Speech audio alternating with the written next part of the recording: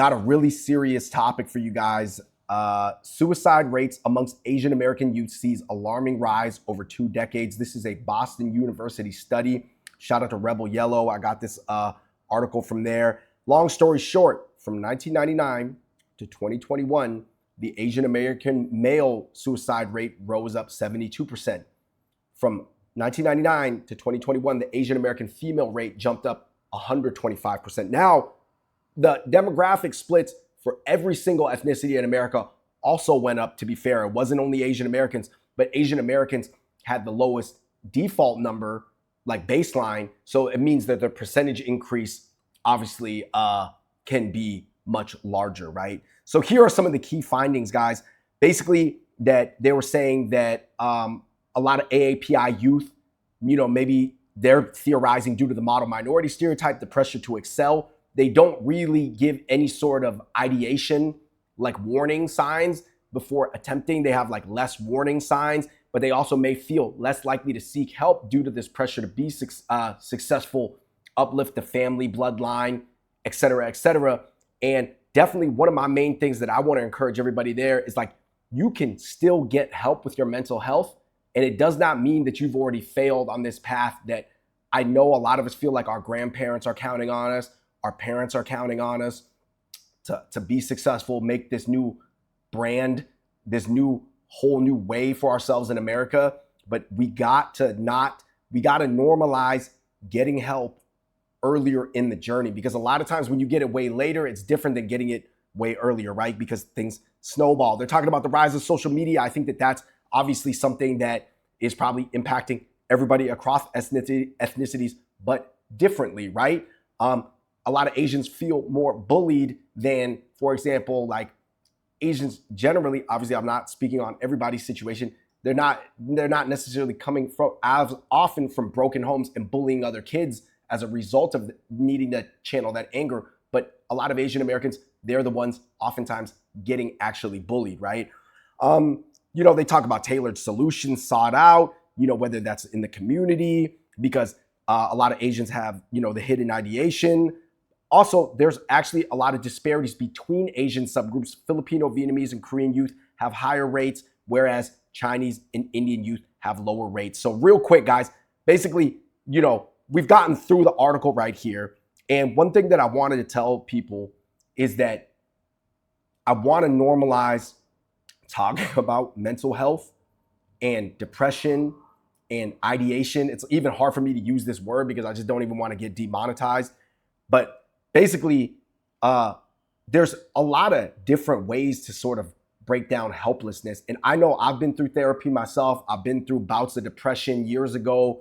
In and out has been a roller coaster ride. And I finally feel like I'm at a point now where I could tell you guys about it through my own experience. I'm not an expert. Everybody should go seek expert help. But even if you just need to talk to somebody, I think talking to ChatGPT is not wrong. ChatGPT is never generally going to steer you in the wrong direction. It's a good way to get the ball rolling. I think that the key thing is to identify that there's different people in the same situation. Everybody needs help. Everybody needs therapy, but it could be for a different situation. Like, for example, number one, you could be a trauma survivor, somebody who suffered abuse, assault, or extreme loss, and you feel trapped by the PTSD, which is the post-traumatic stress syndrome. So, for example, if you do that, you're going to need the trauma therapy, you know what I mean? And there's like a variety of different types. You're going to need long-term support because you've actually gone through something that's super harsh. I have people in my own family that have been through super harsh things, especially from the older generation. There was a lot of wars in Asia and stuff like that, and from 2 generations back, but we don't have to get into that. But basically, I've seen that style. That's not the style that I was subject to myself, okay? Number 2, this is something I'm more familiar with, situational hopelessness. Those are the people who feel stuck with the options that they can realistically manifest in their mind, whether that's financial ruin, divorce, career failure, no way out. This is probably something that is one of the more easy types of depression to tackle, right? Because you can just expand your options. You can get into new environments, experience some mindset shifts. And, that's like something that I definitely feel like in terms of my material or the things that I want to put out forth into the world, I want to be able to address people who fall into camp number 2.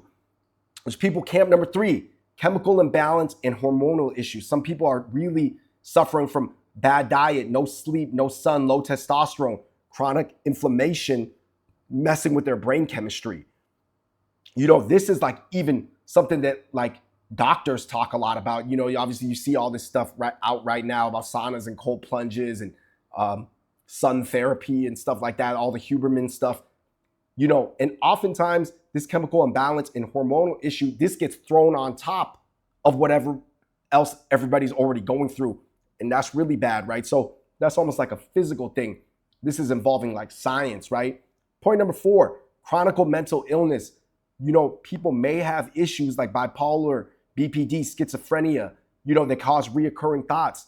So, in this case, it could be medication, it could be therapy, it could be psychotherapy, it could be just lifestyle stability. You know what I mean? You need to get out of the situations that you're in.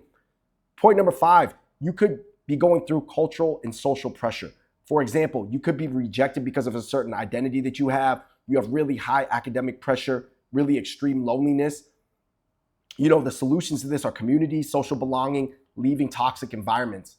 Number 6, you could be an existential or nihilistic thinker. So I might be victim to this too, guys. There's people who are super deep thinkers and they kind of struggle to find the meaning in life. And there's some very famous ones throughout history, right? And, you have to build purpose. You have to fight for a cause, create personal meaning, because I do think there's certain people maybe for whatever reason that makes them such a hyper big thinker. They're such a big thinker and they're like thinking about life. Like, what's the point of even doing this? What are we all in this like theater play for, right? Point number 7, impulsive and destructive types. For example, you could be engaging, or one could be engaging in a lot of hardcore drugs, reckless behavior, thrill seeking, or acting on an extreme version of their emotions at the moment, right? You have to go through impulse control therapy, detox, emotional regulation, because obviously a lot of drugs, they're going to lead to a lot of hyper erratic behavior, and that's going to lead to a lot of downside outcomes. Point number 8, euthanasia, irrational, situations where you may be in terminal illness, for example, chronic pain, loss of autonomy. Obviously, this is more of the Dr. Kevorkian type of debate. And obviously there has to be a lot of ethical discussions that really surround every individual situation going through these. And basically what I wanted to do by pointing out these different 8 layers today is I wanted to normalize just my understanding of this, because I think every time that these studies come out, we come out and we're like, oh, we need to make Asian American therapy available on a more regular level. Absolutely true. We need to make talking about it within our community more normal. But nobody's really breaking it down in this sense. But I think when we break it down in this way, it just more normalizes it, because I think a lot more of us go through these things and have been through these situations, not at every level. Like we said, that was just 8, and I'm sure there's like 8 more. But it kind of goes to show you that you could fall into one of these categories and you don't even know it. And just me even spelling out these 8 categories, it could help you sort of identify what you may be going through or somebody around you may be going through. And it just more normalizes, because it basically it just makes it less of a taboo topic, and it makes it less of a mysterious topic in the sense of that you can actually pull the veil from behind it. And anyway, back to the basics though that we've stated in previous videos. I will say this: we got to normalize getting therapy. I think start talking to ChatGPT Plus in the voice mode is a great way. It's $20 per month. I think that's a great way to point you in the right direction for most people, because what I realize is a lot of people, they're just not really comfortable stepping into getting professional psychotherapy, okay? Even for myself, I used to cringe at telling anybody that I was thinking about getting psychotherapy or that I got psychotherapy. Psychotherapy is literally just talking to somebody who's been professionally trained and obviously understanding of a wide variety of issues. And it really did help me to get an Asian therapist. Number 2, I think you just got to sleep right, guys. If we sleep right, it's going to reset cortisol levels and it's going to boost serotonin. Serotonin is really a natural chemical mood stabilizer. Like we said, sometimes it's physical too.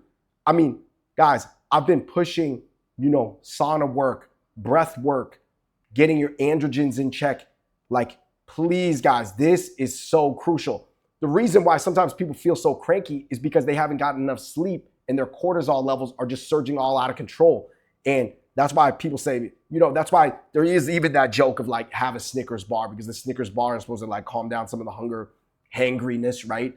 I like terms like hangry, but it doesn't fully explain the physiology behind why the hunger is turning into anger, right? Please, guys, we gotta not only consume sad music or sad movies, or at least not overly depressing ones. You guys know what is overly depressing movies and music and themes and memes and like, listen, I'm not saying everybody isn't entitled to indulge a little bit sometimes, because that does satisfy an itch. But guys, there's got to be a limitation to it. And we also got to know, we got to listen to more uplifting things, brighter moods and things like that. We got to take care of even what we eat, real whole foods. I mean, this kind of goes back to the thing. Like I said, I think therapists, and I've been through therapy, professional therapy, Ivy League therapists, expensive ones, they're great. They do a great job of pointing you through, what may or who may have failed you earlier in your childhood, which leads you to certain emotions that sort of fester and snowball throughout your life. I never would have been able to figure that out without my professional therapist.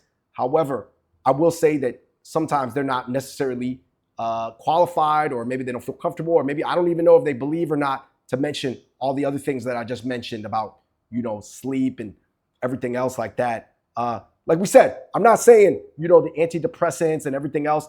I'm not saying, obviously there's medical science and research to back all that up, but you got to take a look at your own situation and see what is fit for you. And, even if you are a friend watching this video and you are completely fine, you're super happy with your life legitimately and not just showing it. If you have somebody else in your circle who's not, hopefully this video even ups your IQ and even gives you at least a few more questions to ask. Like we said, we're not all trying to be WebMD and diagnose people. I get it. People have degrees for a reason. And I just think the reason why it's so important to make this video, and I wanted to be so lucid with you guys, hopefully you can feel the real emotion in my voice, is because this is, as an Asian, our lack of mental health awareness, and oftentimes our lack of even having anybody around us in our circles that's gonna be helpful to speak to about mental health, is our version of poverty.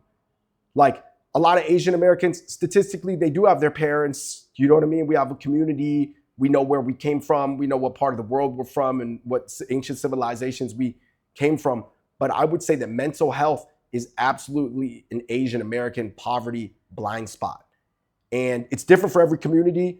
I think a lot of Asian, communities, they struggle with mental health, but in different ways. And I just think that a lot of Asians, they don't have somebody useful to speak to within their inner circle where they can just move the conversation in a real direction. I'm not saying you don't have somebody that you talk to, but other people might be, oh man, I hope you feel better. Like, it's gonna be all right. I don't know if it's gonna be all right for somebody who's actually been through some multi-generational trauma, or actually some sort of actual physical trauma, is really gonna be the right answer, to be honest. You know what I mean? They're gonna need to work through things like real PT, real physical therapy, you know what I mean? But it's physical therapy of the heart and of the mind, and not just of your hamstring muscle and things like that.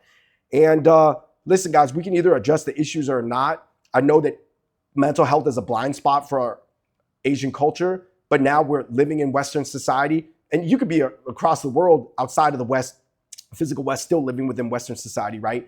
So these issues are gonna present themselves. And we, like we said, as a community, we're either gonna confront these issues or we're not. And hopefully this video can just raise more awareness, because, and we're gonna continue to raise more awareness, because I thought about it, and there was a time, like I said, that I didn't even feel comfortable talking about myself going through psychotherapy and getting therapists or psychologists and things like that prior. So let me know what you guys think of this study in the comment section below. And let me know what you guys think are techniques that would work within the Asian American community, or are just in general. You know what I mean? Like, I think it is applicable to every single community, but it is true that, yeah, of course, every community, in terms of what's driving it, or in terms of the messengers that people relate to, or the tonality or the messaging style that people relate to, is gonna vary. Let me know what you guys think in the comments section below. Till next time, I'm out. Peace.